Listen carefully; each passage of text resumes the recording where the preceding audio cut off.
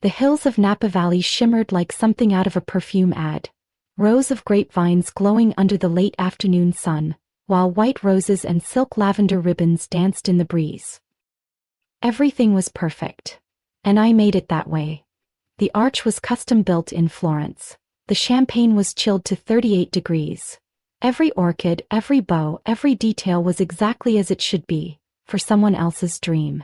I stepped into the bridal suite for final checks. The scent of jasmine and hairspray hung in the air. And then I saw her. Sabrina Caldwell, laughing, radiant, wearing the Vera Wang gown I had once bookmarked for myself. Today she was the bride. And the groom? James Whitmore. Once, he said he couldn't wait to call me his wife. Now he was waiting at the altar for her. She didn't even recognize me. You said I wasn't enough for him. Now I make the world beautiful for people like you. And you don't even see it. Tell me, if you could stand face to face with the person who broke you, would you stay silent? Or would you make them look up? People always said we looked like the couple on the cover of a bridal magazine. James in his tailored Armani, I in my pencil skirts and Louboutin heels, clipboard in hand. Always a phone buzzing near my hip. I was the rising star of the New York wedding scene. Young, polished, in demand. The girl who could turn a ballroom into a dreamscape and still charm a mother-in-law in under 5 minutes. I made other women's wedding fantasies come true for a living. And in those days I believed I was finally living mine. James Whitmore was everything you'd expect from a man with a net worth that never dipped below 8 figures. Charismatic, articulated, devastatingly composed. He was the kind of man people listened to before he even said a word. When he walked into a room, heads turned. And when he looked at me, I thought I was the luckiest woman in Manhattan. We met at a charity gala on the Upper East Side. I was coordinating florals. He was one of the major donors. I spilled a tray of lemon water on a senator's wife, and somehow, in the chaos, James and I ended up sharing a laugh behind the curtain. We talked for 10 minutes that night. He called me the next morning, and within 6 months we were engaged. 6 months. That's all it took to build my entire life around him. I should have seen it. But you don't look for cracks when you're in love. Real, swooning, blindfolded love. You paint over them with soft colors and scented candles. And I was an expert in making things look perfect. We were planning a wedding at Central Park's Conservatory Garden. It would be intimate but elegant. Floral installations are like clouds. A string quartet. No seating chart. James hated formality. I handled everything myself. I didn't trust anyone else to touch the details. This was my wedding, my moment, and I believed he was my forever. Until he wasn't. It happened one Tuesday morning. A week before the wedding. I still remember the smell of peonies in the office. I had a mood board and a cappuccino in one hand. My phone buzzed. Just once. A text message. From James. No subject, no emojis. Just 8 words. I can't do this. Please don't call me. I thought it was a mistake. Some twisted, sick joke. I tried calling him. No answer. I tried again. Straight to voicemail. 10 minutes later my assistant rushed into the office with a copy of the New York Post. The front page headline, Whips and Romans at her altar. And just like that my entire life became a public tragedy. People didn't whisper behind my back, they pointed, they laughed. The photos of us, once printed in bridal blogs, were now memes. My fall from grace had gone viral. He didn't apologize, he didn't even come back for his things. His lawyer sent a courier to collect his watches and favorite espresso machine. The day we were supposed to get married, I stayed in bed with the blackout curtains drawn and my phone turned off. My inbox was a war zone. Sympathy from clients, curiosity from journalists, silence from James. And still, somewhere in my deep, broken part, I waited for him to show up at my door. He never did. A week later I discovered he was already in Turks and Caicos. With her. Sabrina Caldwell. She had hired me 6 months earlier for her cousin's wedding. Young, beautiful, untouchable. Type of woman who didn't walk, she glided. She wore perfume you couldn't name and heels she didn't buy herself. She came from old money. Her father ran a media conglomerate that could turn nobodies into household names. I remember the way she looked at James during a menu tasting. The way her laugh lingered a second too long. The way he said she was just a client. And I remember ignoring the voice that whispered, "She's not just a client, she's your replacement." Have you ever been betrayed to the point that you stopped recognizing yourself? When does your reflection become a stranger? When everything you built your identity around, love, trust, plans, gets ripped out in a single morning. I did. And I broke, but not in a way people expected. I didn't scream. I didn't throw his things into the street. I didn't even post a cryptic quote on Instagram. I just disappeared. I shut down my website, deleted every social media account, canceled all my upcoming events. I ghosted my career. People said I vanished, like I was a scandal they couldn't stop gossiping about. But I wasn't running. I was rebuilding, in silence, in private, and very far away. New York was no longer mine. The streets that once made me feel powerful now mocked me. The venues I loved whispered stories about the girl who got left behind. So I packed 2 suitcases and booked a one-way ticket to California. No goodbyes, no explanations, just me, a new name, and a fire I didn't know I had. They say betrayal changes you. I say it exposes you. You learn who you are when the mask gets ripped off. When the illusion falls apart and all that's left is your raw, unedited version. And let me tell you something. I didn't like who I was under the gloss. I was polished, yes, but spineless. Smart but naive. Loyal to a man who studied my dreams just to steal them. I wasn't broken. I was just unfinished. So I gave myself the gift no one else could. A clean slate. I stopped trying to prove anything to anyone. I stopped hoping he'd come back. I stopped begging the universe for answers. Instead I learned. I watched. I built something new. Not because I wanted revenge, but I finally wanted something that belonged entirely to me. Looking back now, I realize. That text message, the one that destroyed me, it also freed me. It permitted me to leave behind the version of myself who settled for crumbs and called it love. The girl who thought silence was strength. The woman who poured herself into other people's happiness but never stopped to ask what hers looked like. She died the day he walked away. And I'm not mourning her anymore. So tell me, have you ever watched your life burn down, only to realize you were the one holding the match? Have you ever trusted someone so deeply that when they betrayed you, it wasn't just them you lost? It was you? It's terrifying, isn't it? To wake up and not recognize your thoughts? To question whether anything you ever believed was real. But here's the truth no one tells you. That kind of pain, it's a portal, and if you're brave enough to walk through it, you won't come out the same woman. You'll come out stronger, sharper, and completely untouchable. They say time heals all wounds. No, time doesn't heal anything. Time is passive. It ticks, passes, and drags you forward whether you're ready. It doesn't patch the hole in your chest. It doesn't stop the flashbacks at 3 a.m. It doesn't silence the questions that haunt you in the shower. It is you who decides what to do with that pain. Will you let it bear you, or use it to rise, taller, colder, sharper than you ever were before? I chose the latter, but not immediately. In the beginning it wasn't a rebirth. It was a retreat.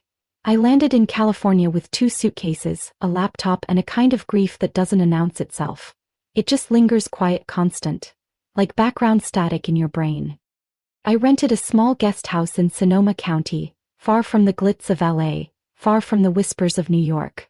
The town had no skyline, wedding blogs, or editors calling me the face of modern matrimony. Just space, and quiet, and enough wine to drown a memory. For the first few weeks I didn't speak much. Not to neighbors, not to strangers. I went grocery shopping in sunglasses and baseball caps like someone hiding from the press. But really, I was hiding from myself. I didn't cry. Not in the loud, cinematic way people expect. My pain was quieter than that. It lived in the way I sat, hunched slightly as if still bracing for the next blow.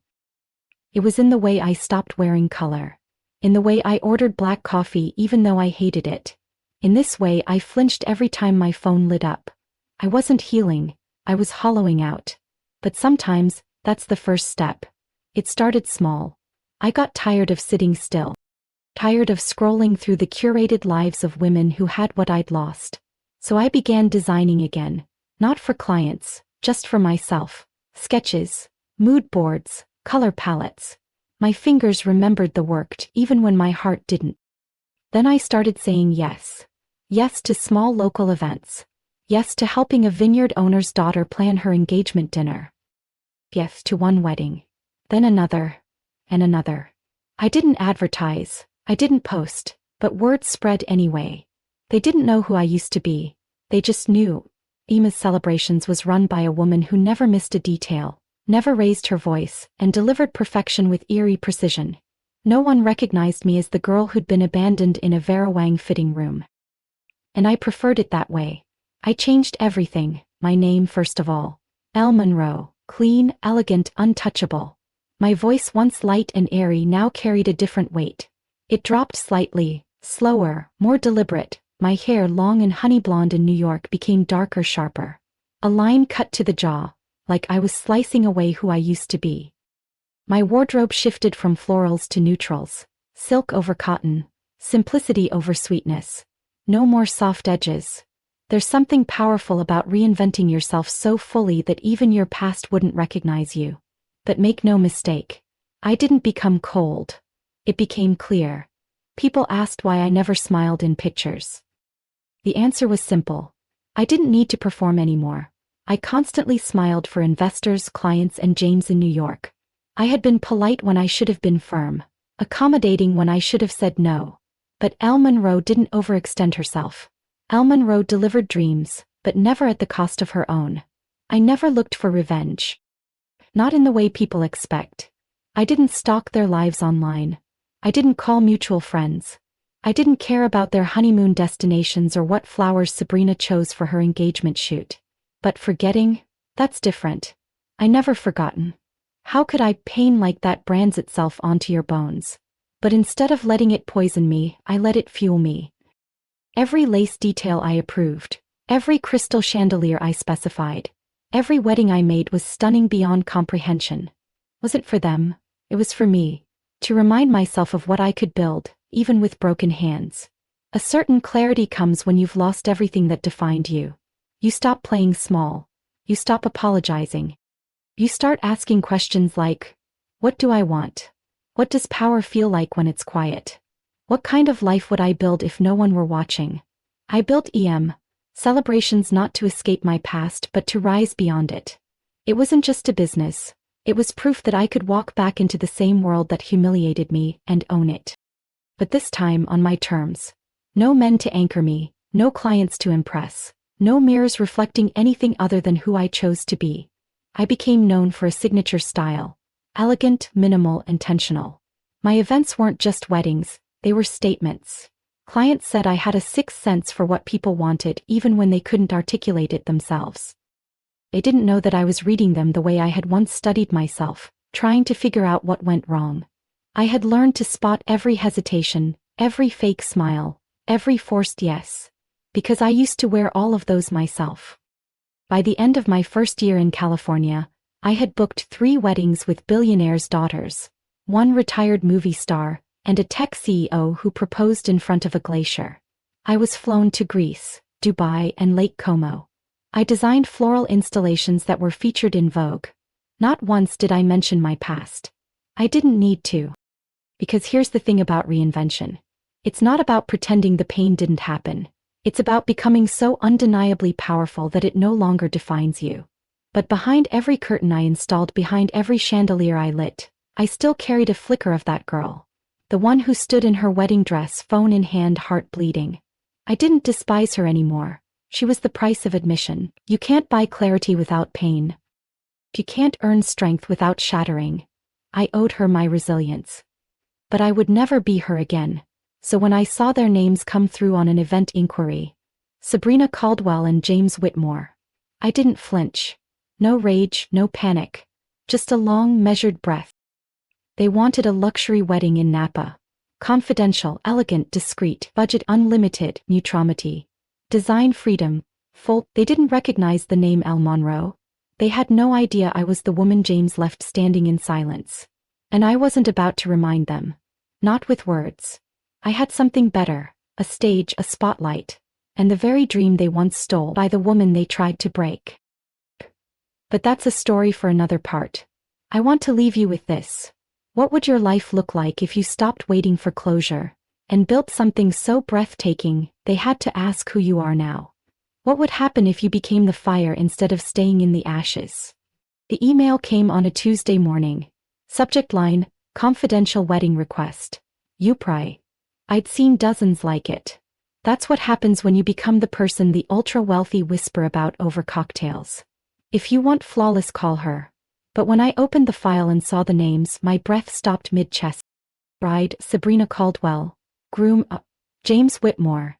And just like that, the past wasn't distant anymore. It was standing in my inbox dressed in white. I didn't hesitate. Didn't flinch. Didn't call my assistant to say I was busy.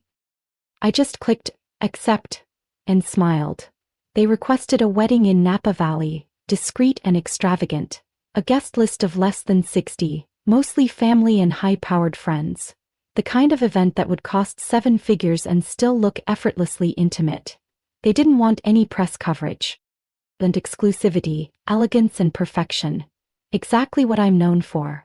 And so, I gave them exactly that, but with my signature. One they'd never see coming. Sabrina never recognized me. At our first virtual meeting, her camera was on, but her eyes were everywhere but mine. She spoke like a woman who had never been told no. Breezy, condescending, smug. She sipped something with a gold straw and mentioned her preference for soft gold, dusty lavender. And maybe a hint of magnolia, if it doesn't overpower. James didn't attend the calls. Typical. That was always his pattern. Let someone else make the decisions. Show up late. Smile at the right moment. Take the credit. I stayed calm, professional. Smiling, poised, gracious. But inside, I was building something. Not a wedding, a message. The theme was whispers of wine and light. It sounded innocent enough, romantic, airy, rich. But every detail was layered. The venue? A private estate surrounded by ancient vines. Eerily similar to the one I had once chosen in upstate New York, before it all fell apart. The floral arrangements, nearly identical to the ones I had designed for my wedding. Only this time rarer blooms. Important. And the ceremony arch? A custom, handcrafted structure flown in from Italy. It was sculpted in ivory marble, etched with vines and hidden motifs from Greek mythology. Most people wouldn't notice, but I would. The myth I chose, Persephone. The woman stolen from one life and reborn into another. Every element whispered a sentence they would never hear. This is what you tried to take from me. Now I give it back, on my terms. They thought they were stepping into their dream wedding. They were stepping into my revenge opera, staged in silence. And the best part? They had no idea. There is something satisfying about watching someone walk through a world you've designed down to the millimeter, especially when they once tried to erase you from your own story. Sabrina gushed over the venue on her second visit. It's exactly what I wanted, she said, her diamond-heavy hand resting on my design board. Honestly, Elle, you just get me. No, Sabrina. I don't get you. I remember you. I remember the way you looked at James like he was a prize. You smirked when you spoke to me at that menu tasting, like you already knew something I did. The way you inserted yourself into my wedding without ever being invited. And I remember how you won, or thought you did. There was one moment, small but sharp, that almost broke my composure. It happened during the rehearsal dinner. I stood at a distance checking lighting placements and floral positioning. Sabrina was making a toast, barefoot under string lights, her voice high and sugary. And then James leaned in and kissed her shoulder. Just like he used to do with me. The same spot. The same angle. Like nothing had changed. But everything had. Because this time I wasn't the woman being kissed. I was the woman controlling the lights, the angles, the timing. The architect of the illusion they were walking through. I wasn't the audience anymore. I was the director. On the morning of the wedding, I arrived first. The sky was a perfect shade of pearl gris. The vineyard smelled of earth and anticipation. My crew was already at work physicking roses, arranging place cards, polishing gold cutlery. I walked the grounds slowly, carefully. Every corner spoke to me. Not as a memory, have a mirror. The girl who once designed her wedding and was left alone with her dress and shame. She wouldn't recognize this woman, because now, I don't beg for closure. I built it. Sabrina arrived late, of course. Hair in rollers, white robe flung off one shoulder. She was nervous. I could see it. She called James 3 times in under 10 minutes, though she pretended it was about timeline stuff. He didn't answer. Funny how history likes to replay itself. I looked at me and smiled too widely. Ellie, she said, this will be perfect. You'll never know, I thought, just how right you are. I stood behind the ceremony chairs as the music began. Lavender petals were scattered across the aisle. The guests rose. The string quartet shifted from Vivaldi into a custom arrangement I had written the night I decided to accept this contract. The bride walked. The groom smiled. And me? I stood in the shadows. But I was everywhere. Every bloom, every ribbon, every flicker of candlelight bore my fingerprint. This wasn't just their wedding. It was my reckoning. People talk about revenge like it has to be loud, explosive, full of fire and destruction. But there's another kind. The kind where you don't destroy them, you simply rise so far above them they have to squint to understand what they're even looking at. You make yourself unreachable, and in doing so you remind them, they never won. Because here you are, in control, in power. And they're standing in your masterpiece. I didn't ruin their wedding, I perfected it. Because my victory wasn't about watching them fall. It was about watching them flourish in a world I made, with eyes wide open and hearts full of a love I once thought was mine. And still knowing, I lost nothing. They never stole my future. They just delayed it long enough for me to make it better. So tell me, what would you do if the people who betrayed you walked back into your world needing your talent, vision, and grace? Would you slam the door? Or would you let them in, and show them what it feels like to live inside a life you built from ashes? Because sometimes the best revenge is beauty. Unapologetic, immaculate, untouchable. I found him standing alone just behind the ceremony tent. Back to the vineyard. Jacket off, tie half loosened. The same look he always had before a big moment. Pacing, pretending to be calm but spinning on the inside. Funny. He looked the same. But I didn't.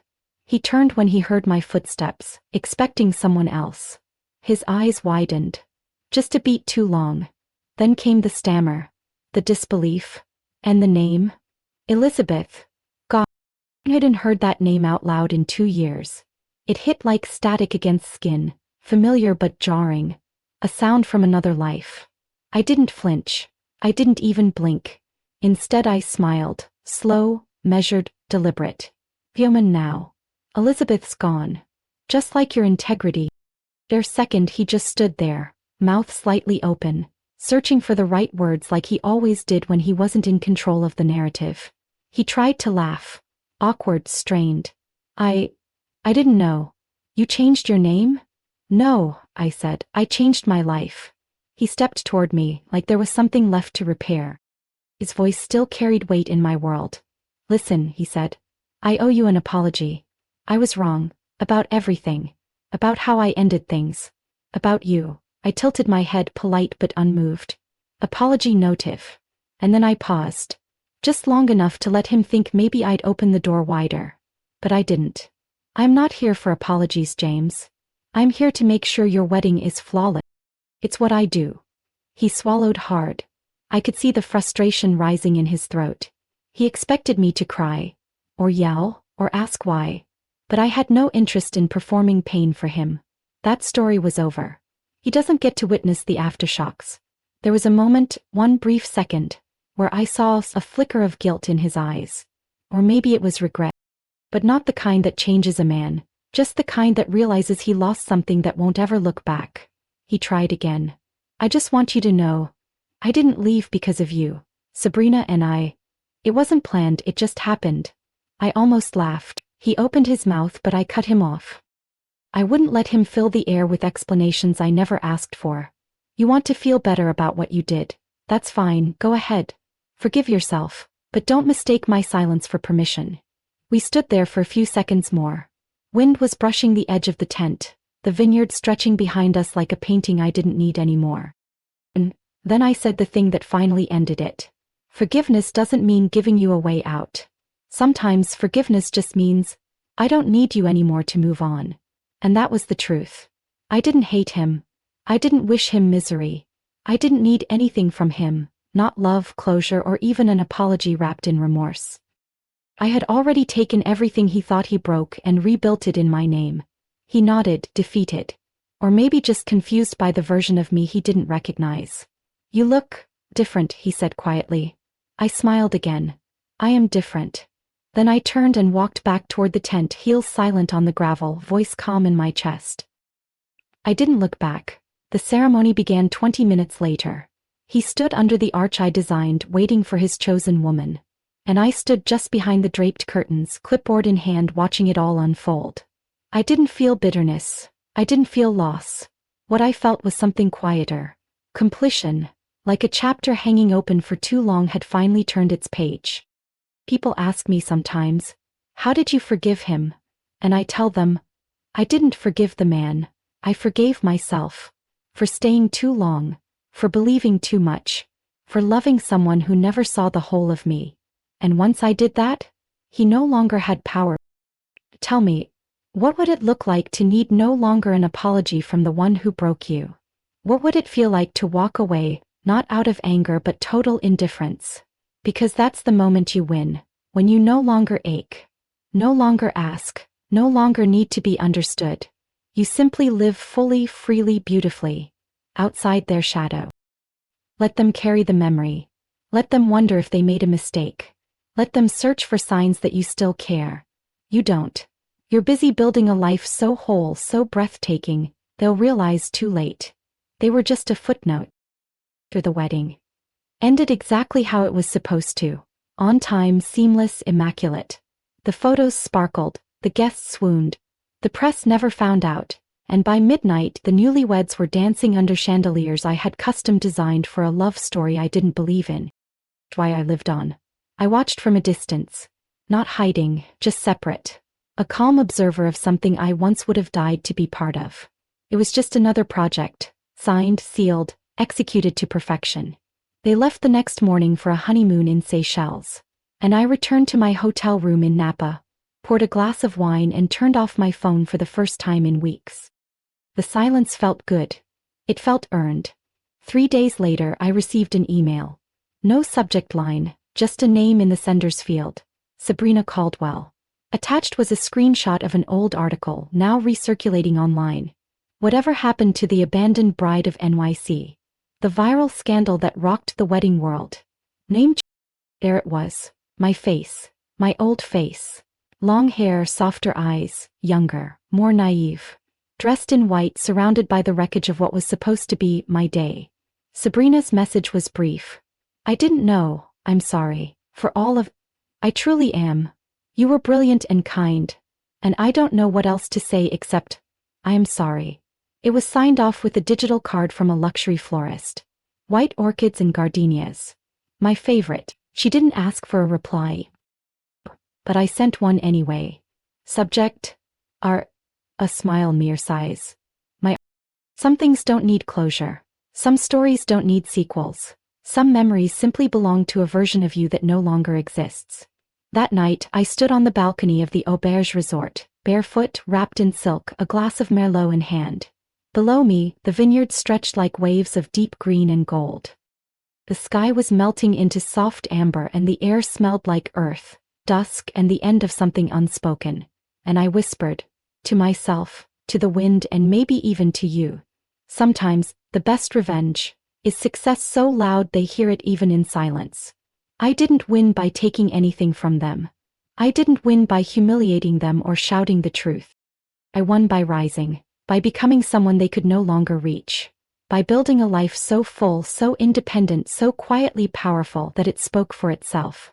They had walked through my design, lived their moment in my world, and left without knowing they'd been guests in my story. Not the other way around. You know what they don't tell you about betrayal? It doesn't just break your heart. It fractures your identity. It makes you question your worth, instincts, and ability to trust yourself. But here's the secret. You can rebuild. Not into who you were, into someone stronger, sharper, wiser. You become the version of yourself that would never again fall for the same lie. The version who doesn't seek revenge but commands respect without asking. And when they come back and finally see what you've become, they realize too late. You're no longer theirs to hurt. You never will be again. So let me ask you this. Have you ever had to swallow your tears and stand up after a betrayal? Have you ever felt the sting of silence where love used to be? Have you ever wondered if one day, you'll walk into a room you're no longer qualified to enter? Because I'm here to tell you, you will. And when you do, you won't need to say a word. If you are standing in ruins, if you've been lied to, disrespected, discarded, you don't have to burn it all down to rise again. You don't need revenge to win, you just need to stand. Stand still, stand tall. Stand in your truth until it becomes so radiant they can't bear to look at you. Your silence can be louder than their betrayal. Your peace can be more potent than their chaos. Your comeback doesn't need applause. It needs only your reflection, and the quiet knowing, I survived you. And I am more than you ever imagined.